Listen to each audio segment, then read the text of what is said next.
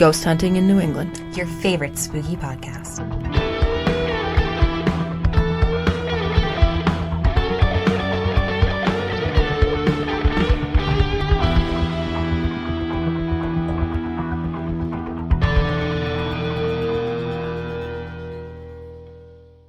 Hello and happy Wednesday. Welcome to this week's episode of Ghost Hunting in New England with your hosts, Amelia and Beth. This week's episode, we are all about nightclubs and haunted music venues. Should we just dive right in this week? I think that we should. All right. My first story, I am super duper excited to share. I have wanted to share this story since we started this show. This is one of my absolute favorite hauntings, and it finally fit in. So let's get started. Bobby Macky's Music World is a nightclub and honky-tonk located on the banks of the Licking River in Wilder, Kentucky. It's owned by country music singer Bobby Macky. The old building was a slaughterhouse for over 40 years in the 1800s. It is said that due to its location on the banks of the Licking River, one of only two rivers in the world that flows north, and the fact that fresh blood was readily available at the slaughterhouse, it attracted hordes of satanic worshippers who used the site as sacrificial grounds. In 1896, the building became entangled in the sensational murder of Pearl Bryan, a 22-year-old woman who was 5 months pregnant at the time of her murder. Pearl's headless body was found 2.5 miles away from the slaughterhouse. Her head was never found, but speculation abounded that it was likely disposed of in the slaughterhouse's basement well. The well was used to drain blood into the river, and two men who were active in the occult confessed to the murder. Scott Jackson, a dental student at Ohio College of Dental Surgery, was the first to be arrested, and later he implicated fellow student and roommate Alonzo M. Walling. During the trial, it was revealed that Jackson had a secret romance with Bryan for several months prior to her murder. Allegedly, on January 31st, 1896, Jackson and Walling slipped cocaine into Bryan's drink while they were in the saloon in Cincinnati and proceeded to murder her later that night. Alonzo Walling and Scott Jackson became the last two people hanged in Campbell County when they were sent to the gallows on March 21st, 1897. For the murder of Pearl. Alonzo Walling used his last words to vow to return to torment his executioners from beyond the grave. The gallows were located right by the slaughterhouse. So I have a few comments to make. So we have this poor young woman. She's 22. She's 5 months pregnant. She's having this affair. Who the heck knows if this guy was the father? It doesn't say, but maybe. Why are these two dental students in the 1800s in Kentucky occult Satan worshipers? Makes for a better story. Well, it's unusual that people at that time in that part of the country would be into this at that level, especially people who were in dental surgery school. Why? Why do you think that it would be weird to have alternative beliefs, if you will, even in the 1800s in Kentucky? Well, there were very few people living there. I don't know how they would even gotten that information. Kentucky, white Kentucky, I guess we could say, is, very Christian religious. They didn't have a lot of ways to transfer information in and out of Kentucky at that point. Very low population levels. And so you have these two men, and then they're at dentistry school. So obviously they're looking into other things. They're obviously well educated in medical fields, things like that. To even go to college at that time was somewhat, unusual for sure. Right. So they would have had exposures to a lot of different things throughout their earlier schooling anyway. And if they're coming from affluent families, then it actually makes sense that they would have at least had exposure to different religious ideas.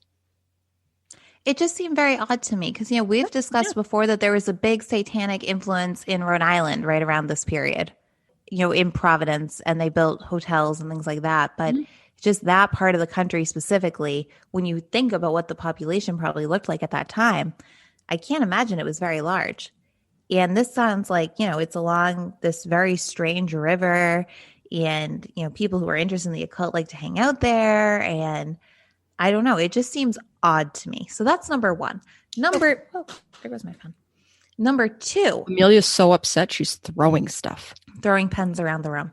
Number 2, if you're going to kill someone and you want to drug them before you kill them, before you want to take their head off, why is cocaine your drug of choice? Because you wanted them to go out happy anyway. We officially on Ghost Hunting in New England do not condone you killing anyone. Please don't kill anyone. Please don't. And especially don't give them cocaine before you kill them. Yeah, that stuff's expensive. Well, it's expensive, but they're going to be all like awake, quite awake, if you will. They're probably going to have extra strength. They're just going to talk a lot. A lot. Maybe that, but I imagine that, I don't know like the chemistry of it, but their blood's probably moving around pretty fast. And, I just, that wouldn't be my go-to drug if I was going to do something to somebody. No, but it was probably all they had access to. They're dental students. So? Formaldehyde. No, what's it called? Chloroform. Formaldehyde. I'm so funny. Formaldehyde's what we put in the dead bodies. I know. I'm so silly. That I don't know that like students have all the access to the medications. Yeah, they do. Are you sure? They do now. I know that. Yeah, I know people in dental school. All right. Okay. So according to the Kentucky Post articles at that time, Walling and Jackson were offered life in prison instead of the death penalty if they told authorities where Brian's head was located. People familiar with the 2 murders claimed they refused because they were terrified they would spark the wrath of Satan if they exposed the site of his sacrificial grounds. Reportedly, they offered Brian's head as a sacrifice to Satan, most likely in the slaughterhouse well. Local believers claim that the well is a gateway to hell of sorts, a gruesome legend that lives on to present day. Wow. Yeah.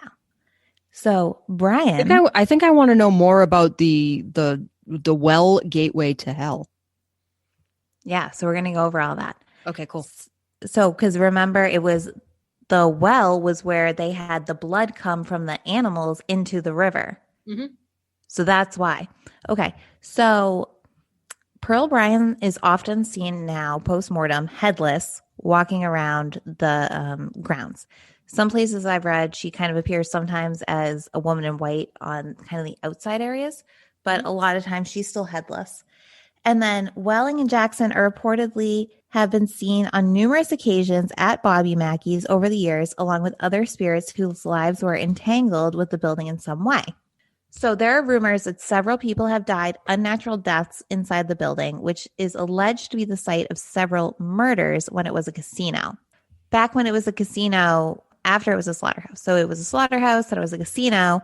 Then we move on to the 1950s. It became the Latin Quarter. There's got to be a joke in there about slaughterhouse to a casino. Let me see if I can work on that. So then it became the Latin Quarter, another popular nightclub whose owners were arrested several times for gambling charges. Later, the building became yet another rough and tumble nightclub, the Hard Rock Cafe, no relation to the chain. And it was closed in 1978 by police request after several fatal shootings on the premise. Bobby Macky purchased the building in 1978, and that's when he opened his music world right after. So one of the most frequent spirits ever seen is this young woman. Her name's Joanna. Joanna was a cabaret dancer during the times of the club's casino days, and she was madly in love with the club's singer, and his name was Robert Randall. Hey, we had one of those. Hey, we did. Joanna became pregnant, and when her mobster father found out about the pregnancy, he decided to hang Robert inside the club. Joanna found out and decided to drink a vial of poison, which killed herself and her unborn child in the club. So it was a bad night. Some reports say that she also killed her father that night with poison. And then some reports say that this whole story never happened. Urban legend. Some people say it is. And so some other spirits, Joanna sometimes shows up with Albert Red Masterson, who I think is her father. So that's kind of wild. So one thing to note is that sometimes you'll read this and it'll be like, it's all made up. It's just folklore. It's not true. But keep in mind, Bobby Macky didn't want people to know his club was haunted. He didn't believe it was haunted. He didn't like the rumors going around that his club was haunted. And I imagine in a Kentucky country music circuit, saying that your club is on a former satanic slaughterhouse grounds probably isn't great for business. According to sworn affidavits, witnesses, legends, paranormal activity, all this stuff, a lot of people are reporting that they smell the strong smell of rose perfume after something spooky happens. Now, to me, this was interesting because a lot of times when you look at exorcisms, the smell of roses fills the room after you exorcise a place and you clear a home. But this doesn't seem like that's what it is. This seems like someone probably passed away who had that type of perfume. So there's a jukebox in the club, and that sometimes comes on and plays these old tunes from the 1930s and 40s. And a lot of times it's songs that aren't in the jukebox. It turns on and it plays these songs that aren't there at all. And so it includes a song called The Anniversary Waltz, and it's been heard numerous times by numerous people throughout the years. Chairs are often moved inexplicitly, and they're often found stacked up. Rooms go really cold, and people have heard their names being called only to turn around and no one's there. Several people also claim to have become possessed by spirits while at the club. Some of the sworn affidavits claim they felt cold chills run through their bodies, while others claim to have taken on different personalities and even different facial features while they're inside. Like somebody grew a beard, or like all of a sudden had like one eye, or what changed about their facial features? I don't know. Maybe they all of a sudden started walking around like with their face all squinty, and usually it's not squinty. Okay. That just seems odd. So maybe there's just like a weird gas in the air that some people get all woozy with. Maybe. There's this guy, he's an author, his name's Douglas Hensley, and he wrote a popular book on the subject, and it's called Hell's Gate, Terror at Bobby Mackey's Music World. So Hensley spent 5 years researching the bizarre background of the nightclub and the building, which was a sordid history that dates back to the 1800s. In the back of the book are copies of 29 sworn and signed affidavits from club employees, patrons, Wilder policemen, and others, including Bobby Mackey's wife, Janet Macky, who writes in her affidavit that unseen forces threw her down a flight of stairs and tried to harm her in other ways. The nightclub was subject of an episode of the TV show A Haunting that I really liked a lot in college, and I have the season it was on DVD somewhere in my apartment. It's like my absolute favorite show. It's totally scary. One of the most notable cases of possession at Bobby Mackey's is this guy, Carl Lawson, who lived upstairs above the nightclub as a caretaker for the club. Lawson's one of the main subjects of Hensley's book and claims to have been attacked by several of the resident spirits and actually possessed by some of them as well, including Alonzo Walling. A supposedly successful exorcism of Lawson and the entire building took place at Bobby Mackey's on August 8th, 1991. It was performed by Reverend Glenn Coe and witnessed by Hensley, who recorded the whole thing on video. So for a time, it appeared that the exorcism was successful, but in more recent years, strange occurrences had begun once again. Bobby Mackey, who always refused to believe in the paranormal activity from the beginning, made plans to tear down the building and construct a new club on an adjacent property after he viewed the videotape of Carl Lawson's exorcism. I guess I just freaked him out.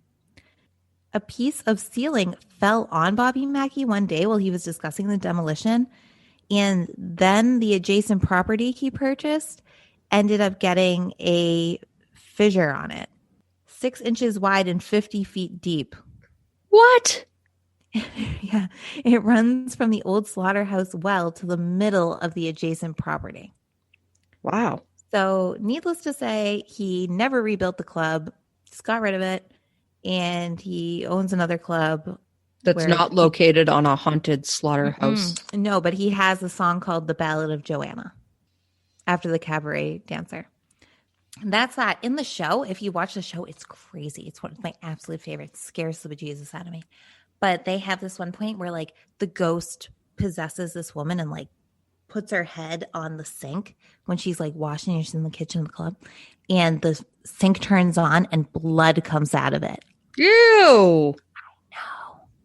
And then like someone walks in and all of a sudden like everything goes back to normal. She just looks like a crazy person with her head in the sink. Screaming.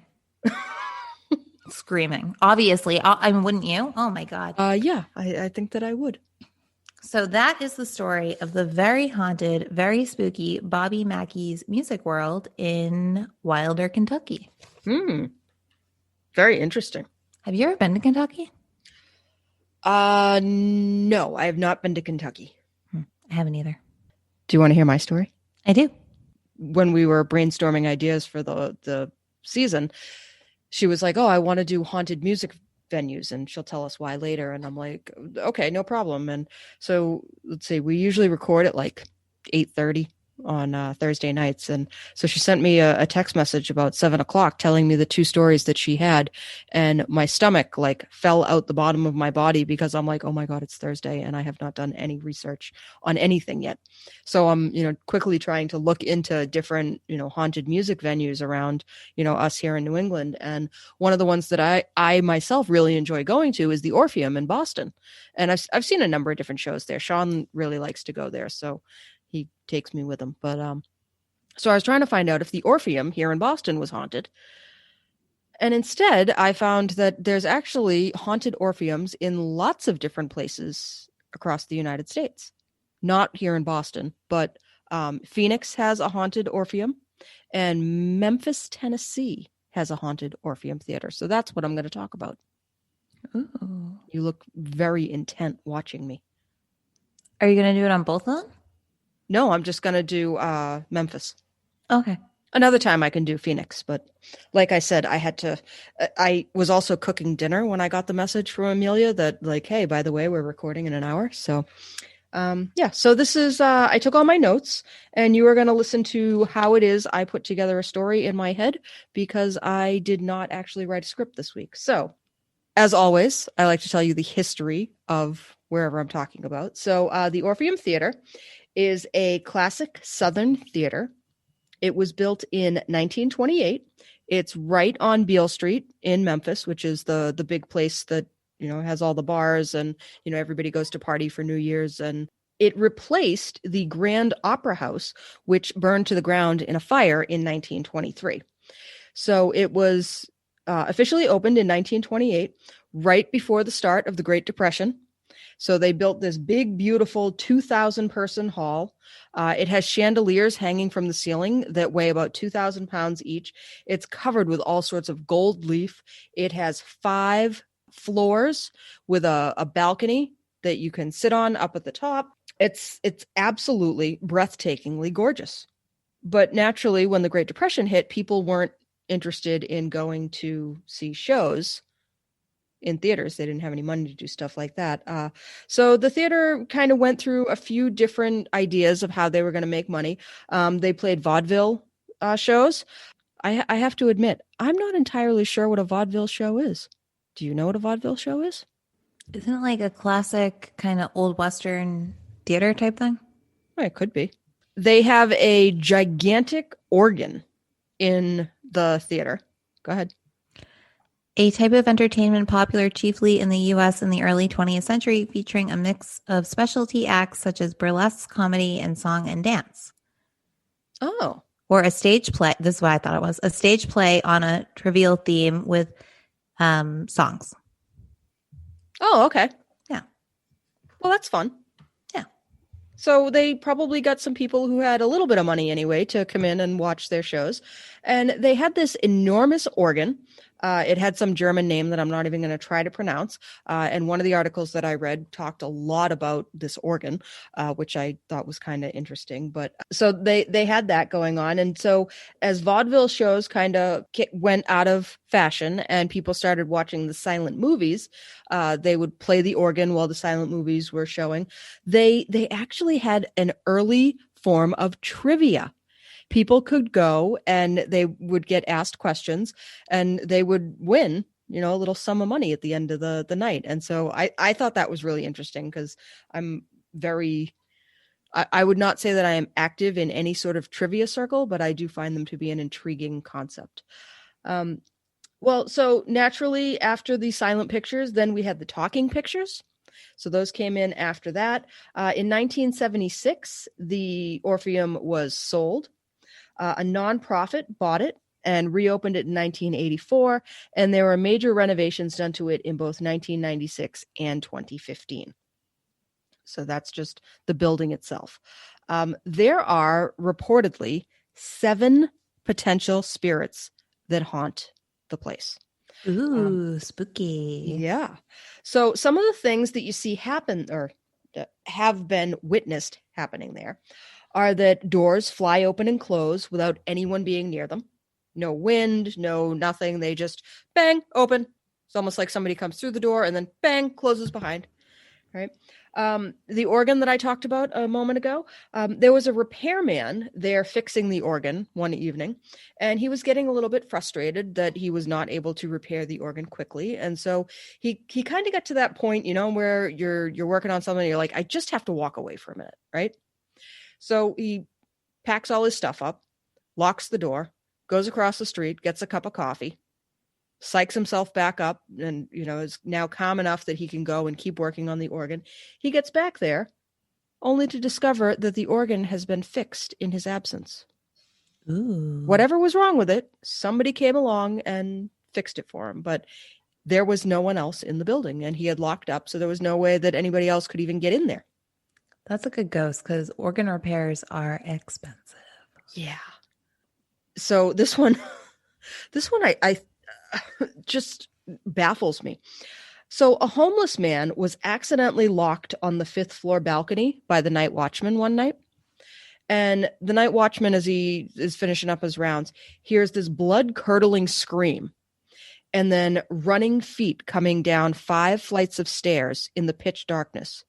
And then all of a sudden, this homeless man bursts out of the gallery. He comes through the door so fast, he knocks the door off its hinges, doesn't stop at all, goes right out the front door, is still screaming, and never looks back. So nobody has actually talked to that guy about what did you see, but clearly he saw something very upsetting. Not long after that, there was an alarm call that went out, and the police showed up, and they brought in their canine units. The dogs absolutely refused to enter the theater, just laid down right at the door, and nope, not for love or money. They would not get up and go into that theater. They certainly sensed something there that their human partners could not. There's a woman, they believe, her name is Eleanor. And she's, your classic woman in white sort of thing, something they're not exactly sure what happened to her, where she came from, but she's seen from time to time moaning sadly up on the balcony. She just sits there. If you've read Harry Potter, she's like the moaning Myrtle of the balcony instead of the bathroom. Have you read Harry Potter? No. Have you seen the Harry Potter movies? I saw one. Ironically, with our pastor. The books are much, much better than the movies. Just going to say. Okay, so the big ghost there is this girl, Mary. Right? And by big, I mean she's the most commonly seen one, and she's the one that people really know the most about. That's what I was going to ask. I'm like, or is she just like a giant opera singer? She's actually a 12-year-old girl. Whoa. And so there are 3 different accounts of what happened to her. She has no last name, by the way, so it's pretty hard to track down what exactly her origin story is. But one version of the story is she was killed in a car accident in front of the Grand Ole Opera, the Grand Opera House. And she just kind of liked hanging out there and stayed around. Another story is that when the Grand Opera House burned down in 1923, she was in the opera house and died in the fire. And then there's a third story that she died by falling from the balcony to her death. And that's awful. I actually think that one might be the most true because of where she's always seen and what she does. So she has a favorite seat. It's so cute. She likes to sit in C5 on the balcony. She's been seen sitting there by all sorts of different people, including the cast of The King and I and The Fiddler on the Roof, that they looked up and saw this girl sitting in a white 1920s style dress in that seat, C5, and just smiling and nodding along and just kind of dancing in her seat to the songs that were going on. Are you talking about the Grand Ole Opry? Or are you talking about the Orpheum Theater? I am talking about the Orpheum Theater. Uh-huh. But before the Orpheum Theater was there, it was the Grand Opera House. Oh, okay. The Grand Ole Opry is in Nashville, which is on the other side of Tennessee. Right. That's where I got confused. Okay, sorry. Sorry. It's a good clarification, though. All right. So other people have also seen our little Mary. There was a woman and her group of friends. They were walking through the lobby, and they reported seeing her just dancing, twirling, like you would imagine a 12-year-old girl would do in a big fancy lobby. And she's just dancing, and then right before their eyes, she just faded out and disappeared. Gone. There was a housekeeper and workman who she was continually playing little childish pranks on. They never saw her, but they felt her. And I certainly, personally, I can understand what that's like. But they said that when she was around, they felt like they were climbing into a cold bathtub. And Mary kept taking this particular workman's tools, and she would hide them on him. And one of her favorite places to hide them was in the toilet, which I think is just such a weird thing to do, to annoy a workman that way. So Veronica Batterson, it's so unusual for us to get like full names of the people who are witnesses to some of these things. So whenever I find a full name, I always like to give the full name. Like there are actual real people who these have been attributed to. So Veronica Batterson, she and her husband were at a Jerry Seinfeld show, actually, at the Orpheum Theater. And Veronica was sitting in C5, Mary's favorite seat. And throughout the course of the show, she just kept feeling like there was somebody standing right behind her. And she kept looking around. There was nobody there. And every now and again, she would get like tapped on the shoulder by an invisible somebody. And so it was thought to be Mary, like, hey, Veronica, get out of my seat. That's my seat. So other people have also reported that same sort of feeling as they were sitting there, that, something doesn't like people sitting in that seat. So I don't know, maybe that homeless guy that ran out screaming, maybe he just happened to sit in that seat, and Mary came over and was like, dude, all these seats, you got to sit in my seat. Anyway, so that was kind of scary. The Memphis Paranormal Investigations Group has done several investigations at the Orpheum Theater. And while they say that Mary is actually, there's no proof of Mary whatsoever, and they think that she is just a made-up urban legend in order to sell T-shirts, they say that there are several other ghosts who are there, but they don't buy into Mary. They did claim to have an orb photo that was taken on the website that I was looking at, and there was supposed to be a link to it on what I assume was the Memphis Paranormal's website, but that website is gone. It's for sale. So if anybody wants to buy memphisghosts.com, go for it. All right. So then the last one that I want to talk about is in one of the shows, there's a performer who comes out and purposely sings Twinkle, Twinkle, Little Star off key as it's part of the show. And so as they were singing this song, out of nowhere from backstage, I guess, but without any warning, a child's voice joins in and sings Twinkle, Twinkle, Little Star, like perfectly on key. And it kind of like freaked everybody in the cast out. So the next night they do it again, right? And they gathered the entire cast together off stage while this guy is singing his off key. And it happened again. So they knew it wasn't a cast member. They had no idea where this voice was coming from. That is very spooky. Yeah. And I mean, the thing is, like a 12-year-old girl would know the Twinkle, Twinkle, Little Star song. Yeah.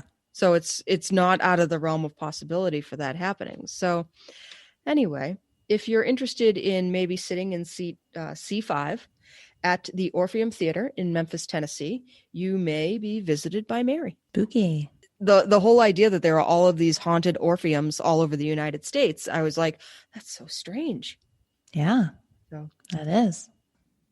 All right. Amelia, do you have one more story that you would like to share with us tonight? I do. So I am going to talk about now a very famous story, especially if you are in New England, and super especially if you're in Massachusetts. I'm sure you have already heard of this.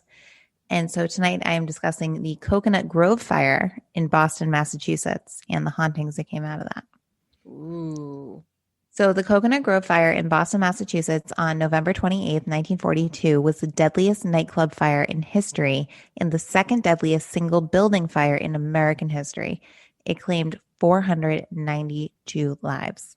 The Grove had become one of Boston's most popular night spots, featuring a restaurant and dancing on the main area, floor shows, and piano-playing entertainers in the Melody Lounge. The restaurant was visited on occasion by movie stars and music stars who would have their entry announced by the maitre d'. Across from the main dining area was the Caricature Bar, which featured renditions of the establishment's more prominent guests.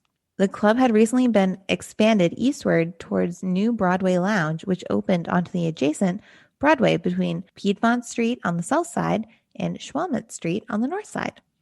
It was owned by Barnley Walensky, who was a local mobster with close ties to Mayor Morris J. Tobin. The fire Mobsters in Boston? No. Mobsters in Boston who know the mayor? Oh, definitely not. The fire happened on the first Thanksgiving weekend of World War II. The club was filled more than twice its legal capacity. The fire started when a young couple removed a light bulb for quote-unquote privacy. A busboy was told to go replace it. So in order to see where he needed to put this new light bulb, the busboy lit a match. By the time he extinguished his match, the draperies ignited and flames and smoke spread rapidly through all the areas of the club. Blame, however, was directed at Walensky for violation of fire standards, and he ended up serving nearly 4 years in jail for this. So many patrons attempted to exit through the main entrance the same way they entered. The building's main entrance, however, was a single revolving door, which was rendered useless as the crowd stampeded in panic. Bodies piled up behind both sides of the revolving door, jamming it until it broke. The oxygen-hungry fire leaped through the breach, incinerating whoever was left alive in the pile. Firemen had to douse the flames to approach the door. Later, the fire laws had tightened. It would become illegal to have only one revolving door as the main entrance without being flanked by outward opening doors with a panic bar openers attached, or to have a revolving door set up so that the doors could fold against themselves in an emergency situation. So other avenues of escape were similarly useless. Side doors had been bolted shut to prevent people from leaving without paying. A glass plate window, which could have been smashed for escape, was boarded up and unusable as an emergency exit. Other unlocked doors, like the one to Broadway Lounge, opened inwards, rendering them useless against the crush of people trying to escape. Fire officials would later testify that had the doors swung outward, at least 300 lives could have been spared. So from nearby bars, soldiers and sailors raced to go assist because remember, this was World War II, but it was Thanksgiving weekend, so all these men were back in town. On the street, firefighters lugged out bodies and were treated for burned hands. As the night deepened and the temperature dropped, and this is like one of the sadder parts for me, water on the cobblestone pavement froze and then the hoses froze. Newspaper trucks were appropriated as ambulances. Smoldering bodies, both living and dead, were housed with ice water. Some victims had breathed fumes so hot that when they inhaled the cold air, they dropped like stones to the ground and died. Later, during the cleanup of the building, firefighters found several dead guests just sitting at the seats with drinks in their hand. Oh. The fire spread so fast they couldn't get up at all. It just like, bam, inferno hit them.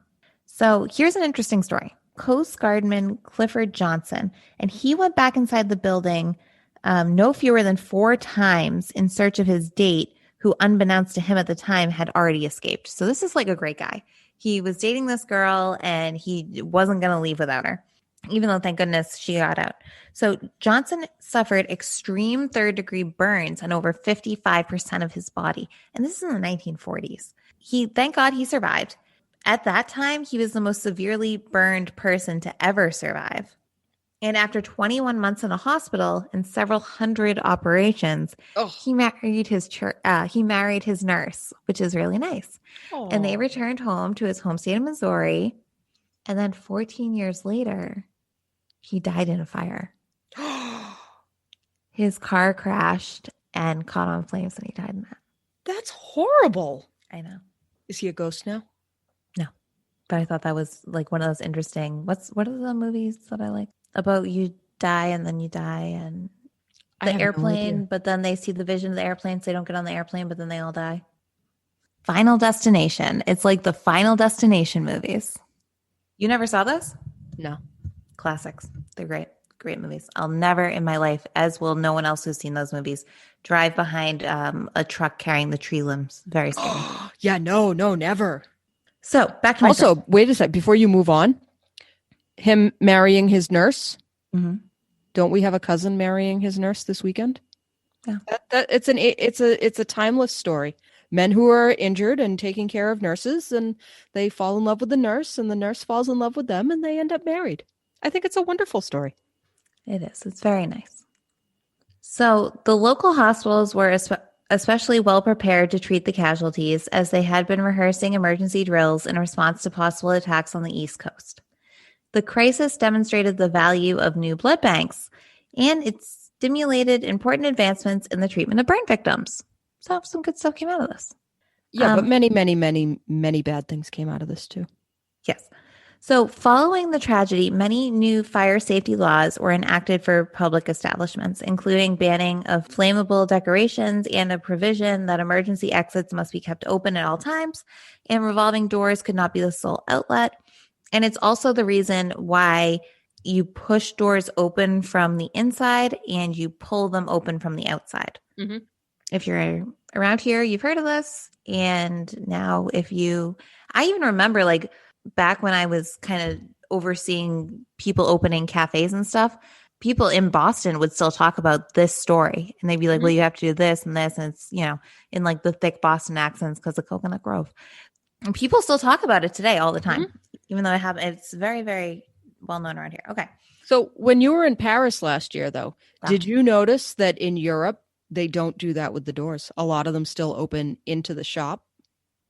I did notice that in a lot of like really old places. Yeah. A few of them. Yeah. And it's a little scary when you're so used to the idea that the doors are supposed to open out and you know why they're supposed to open out, that it's like, oh, if something terrible were to happen, how would I get out? Yeah. Today, the streets that used to box the Coconut Grove nightclub have been reconfigured to allow for construction for Boston's Radisson Hotel and Theater Complex. So the club's not there anymore. It burned down. Right, but they didn't like replace anything about it. So the only physical reminder of what happened on that site is a small bronze plaque with the Coconut Grove's floor plan on it. The plaque was prepared as a memorial by the Bay Village Neighborhood Association and embedded in the brick sidewalk next to the parking lot in 1993. It is considered by many that these unfortunate victims are still wandering around the area, trying to find their way to safety or maybe to discover a friend. Several employees of the Boston Radisson Hotel agree with that story. On a few occasions, people have witnessed strange appearances throughout the Radisson Hotel. Disheveled and confused men and women, seemingly to appear out of nowhere, wander past and disappear just as mysteriously. There have been others exposed in the hotel bar and in the kitchen, odd noises, flashes, and loud popping sounds without any discernible cause. The Stewart Street Playhouse, the Radisson's Theater, is another location where fire victims make their presence known. On occasion, the quiet, shadowy form of a man can be seen passing a doorway or walking down an empty hall. When approached by employees, he fades away into nothing. Other phenomena include water, unexplained flooding in different areas within the building, and a singular water faucet in the restroom on the second floor that reportedly turns itself on even when no one's in the bathroom at all. Which obviously begs the question, how do they know it's turned on? Well, yeah, but I would think that somebody comes in and just sees it on. But it would seem that the spirits are trying to put the fire out still. I know. Oh. It's awful. I know. On one occasion, employees entered the auditorium and found a seat completely soaked with no explanation. Others have described hearing their names called while working at the theater at night, but no one else is there. So another Boston location believed to be haunted by the victims of the fire, and I didn't know about this, but it's this place called Jacque's Cabaret. Are you familiar? I am not. So this is where I went on my 21st birthday. Jacque's Cabaret is right in like the downtown Boston area, theater district area, and it's this drag club. and they put on the most beautiful and theatrical drag performances. And if you are in Boston, once all this craziness ends and we can all go outside and have fun again, everyone should go. It is, I just had so much fun that night, and I love it. It's a really fun place. Anyway. Did you see a ghost that night? No, I didn't. No, I couldn't see anything that night. So Jacque's Cabaret is just a few blocks away from where the tragedy occurred. And it's at 79 Broad Street, and it was used as a makeshift morgue for victims of the Coconut Grove fire. So a lot of people don't like to talk about it. A lot of people know it's haunted. Like, people will be like, it's haunted, but no one really like gives a lot of stories. However, I was able to find some stories. The first is that one of the former bartenders has said that spooky stuff's always happening. And one time he was working at the bar late at night and he was cleaning up after close. He left the area for a moment, and when he returned, he claims he saw bodies lying in rows across the floor. And when he switched the light on, they were gone. Like, everything was normal. So it's like he walked in to this like scene of what it was like back in the 40s. Stone tape theory. Stone tape theory. Exactly. Yes. So very, very spooky. And other people, like, just like weird stuff happens there. But that was the most significant one. So that is the story. And it's trust me, if you're, I don't know, if you at home want to learn more about this, is such a famous fire that happened. There's so much information. I gave like a very abridged version of that part, but apparently some of the people are still hanging around, as would be expected with something that horrific. And coconut is spelled funny. Yeah, it's coconut, like COCONAUNT, coconut. Oh, very nice. Yeah.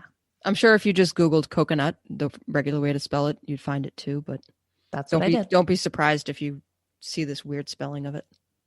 That was a really great and detailed story about the Coconut Grove fire and the resulting spirits. Nice job. Thanks. So maybe when the craziness is all over, we will invite all of the Ghost Hunting in New England listeners to buy some tickets to go to Jacque's Cabaret, and we'll see if we see any ghosts. Boo! And we'll all watch a fun show. They do. The women there, they do a fantastic job. That was great. Good episode.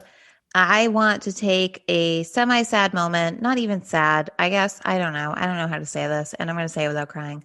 But this week's episode, we are dedicating to my Uncle Peter, who is a great man. And he very unfortunately passed away in November. And he was sick for a very long time. It wasn't COVID, but he listened to every single one of our episodes. And he really loved our show. And he loved Amelia. Yes. And he loved his family. He loved his family very much. And he's my dad's only younger brother.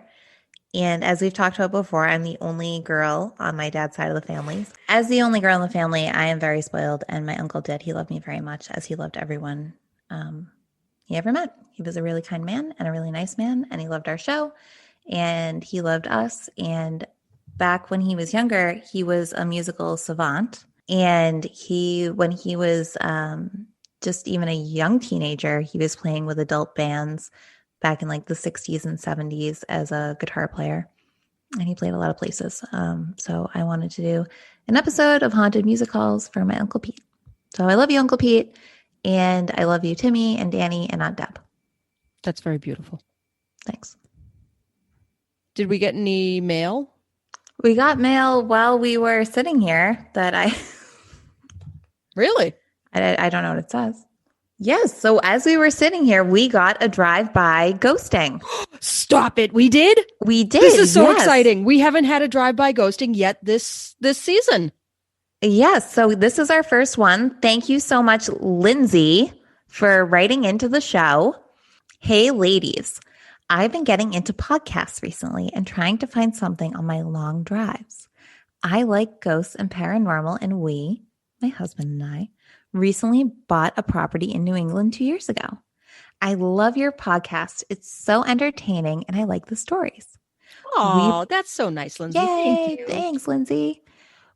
We bought property in Campton, New Hampshire, so I like hearing the stories about up here. We have a story of our own on our property. I don't think it's haunted. However, we do not live here full time, but there was a book written about the previous owners. The father, who was murdered in Kiev during the Cold War, the mother drank herself to death and apparently died in their full-time home down in Boston. There have been 2 fires here on the property, but no one has died. I learned that half of the father's ashes were scattered on the property, some under the apple tree. We had the place logged in the last year, and I don't know where the apple tree was, but apparently it was still here. The daughter who we bought the property from wrote a book called My Dead Parents. Wow, that's an uplifting title. Oh my God, that's so Russian. Okay, again, I don't think there are ghosts here. It's fun, curious story if you want to check it out. Happy I came across your podcast. I love listening to it on my drive from Maryland to New Hampshire. Well, my goodness, Lindsay, thank you so much for your kind words. And we will check out the book, My Dead Parents, because that is quite the title. You know, the father died in Kiev, Ukraine during the Cold War. And I like learning about Eastern Europe. So I'll definitely check it out. Thank you so much. All right, we'll be expecting a full report next week. I can't read a book in a week. Oh my goodness. We don't know how long this book is. It's not getting done in the next week, I'll tell you that. Okay. All right. So did we get any reviews? We did. That's what I was getting to next. Oh, and real fast, I just wanted to say, because we have not said it once this season, shout out to Aaron Schilb. Aaron writes our intro music at the beginning of the podcast. So you can check him out online at Aaron Schilb, the Aaron Schilb, and he has his own podcast too, Nashville Tourist Stop Podcast. So there you go. We have one new 5-star review this week, and it is from May Blaze. Title, Love. I live in New England and love listening to this podcast. Bam, short and to the point, May Blaze. Thank you so much for that uplifting review. Absolutely. Thank you so much. We love making the podcast for listeners like you. And because we like telling ghost stories. Anything else? No, I think that's about it. Oh, so yesterday, this is just a little aside, because like I like adding these like little things in case like something else happens. So yesterday I was very excited. And as anyone who's ever listened to this show for more than 5 minutes will know, I'm a Reiki master. And sometimes when you're a Reiki master or you're just like have a lot of energy, when you get really like angry or you get really happy or you just have like a lot of emotion, a lot of energy inside of you, you break stuff. So, you know, if I get mad in a kitchen, stuff breaks, which, you know, given what I do for work, that can be hard sometimes. But yesterday I was quite excited.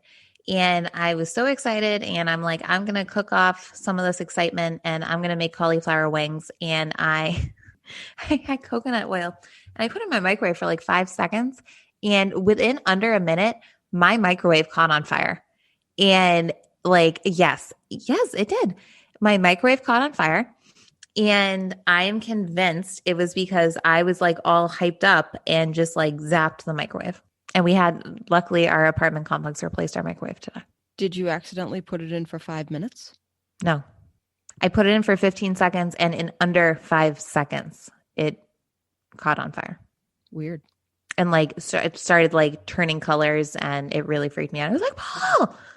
And Paul's like, oh, do you know how to use a microwave? Like, you probably put in the wrong type of thing. And I'm like, it's Pyrex. I'm like, what do I do with my light? Oh, yeah, I put tinfoil in the microwave, Paul. God. All right.